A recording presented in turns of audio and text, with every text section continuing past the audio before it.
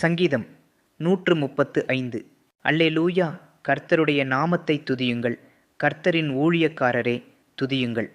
கர்த்தருடைய வீட்டிலும் நமது தேவனுடைய ஆலய பிராகாரங்களிலும் நிற்கிறவர்களே, கர்த்தரை துதியுங்கள். கர்த்தர் நல்லவர். அவருடைய நாமத்தை கீர்த்தனம் பண்ணுங்கள், அது இன்பமானது.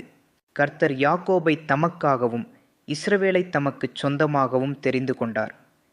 கர்த்தர் பெரியவர் என்றும் நம்முடைய ஆண்டவர் எல்லா தேவர்களுக்கும் மேலானவர் என்றும் நான் அறிவேன். வானத்திலும் பூமியிலும் சமுத்திரங்களிலும் எல்லா ஆழங்களிலும் கர்த்தர் தமக்கு சித்தமானதையெல்லாம் செய்கிறார். அவர் பூமியின் கடையாந்தரங்களிலிருந்து மேகங்களை எழுப்ப பண்ணி மழையுடன் மின்னலையும் உண்டாக்கி காற்றை தமது பண்டசாலைகளிலிருந்து புறப்பட பண்ணுகிறார். அவர் எகிப்திலே மனுஷருடைய தலைப்பிள்ளைகளையும் மிருகத்தின் தலையீற்றுகளையும் அடித்தார். எகிப்து தேசமே, உன் நடுவில் பார்வோன் மேலும் அவனுடைய எல்லா ஊழியக்காரர் மேலும் அடையாளங்களையும் அற்புதங்களையும் அனுப்பினார்.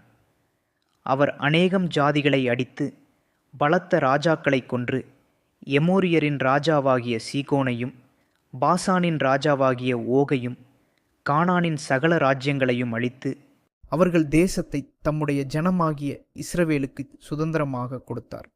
கர்த்தாவே, உம்முடைய நாமம் என்றைக்கும் உள்ளது. கர்த்தாவே, உம்முடைய பிரஸ்தாபம் தலைமுறை தலைமுறைக்கும் இருக்கும். கர்த்தர் தம்முடைய ஜனத்தின் நியாயத்தை விசாரித்து தம்முடைய ஊழியக்காரர் மேல் பரிதாபப்படுவார். அஞ்ஞானிகளுடைய விக்கிரகங்கள் வெள்ளியும் பொன்னும் மனுஷருடைய கைவேலையுமாயிருக்கிறது. அவைகளுக்கு வாயிருந்தும் பேசாது, அவைகளுக்கு கண்களிருந்தும் காணாது, அவைகளுக்கு காதுகளிருந்தும் கேளாது, அவைகளுடைய வாயிலே சுவாசமும் இல்லை.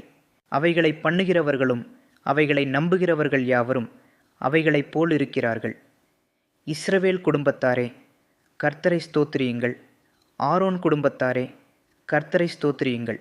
லேவி குடும்பத்தாரே, கர்த்தரை ஸ்தோத்திரியுங்கள். கர்த்தருக்கு பயந்தவர்களே, கர்த்தரை ஸ்தோத்திரியுங்கள். எருசலேமில் வாசம் பண்ணுகிற கர்த்தருக்கு சீயோனிலிருந்து ஸ்தோத்திரம் உண்டாவதாக. அல்லேலூயா.